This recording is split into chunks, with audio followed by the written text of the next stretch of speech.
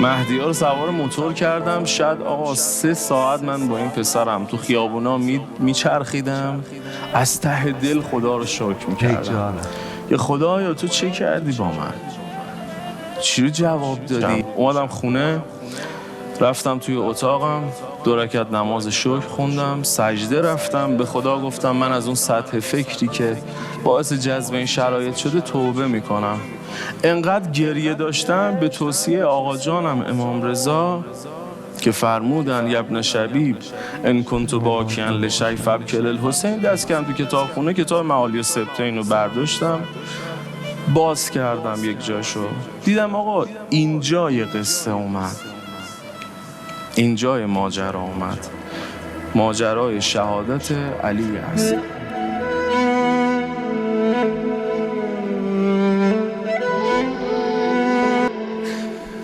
دیدم نوشتن تو اون حال که داشت برمیگشت سمت خیمه ابی عبدالله، دیدم یکی از دشمن اومد سر راه امام حسین رو گرفت، به امام حسین گفت من میدونم شما به حقید، گرفتار دنیا شدن،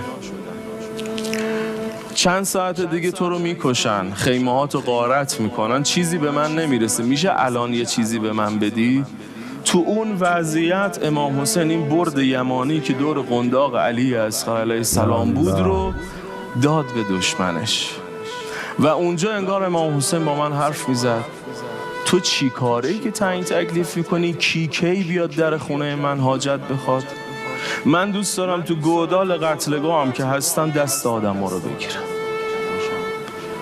گفتم یا ابا عبدالله منم امشب میخوام قلبم آروم بشه، میشه یه نشونه به من بدی بدونم نوکریمو قبول کردی یا نه؟ من مقابل ذریح قمر منیر بنی هاشم نشسته بودم و داشتم با آقا صحبت میکردم، دلم شکست، اصلا نوکری به چشمت میاد.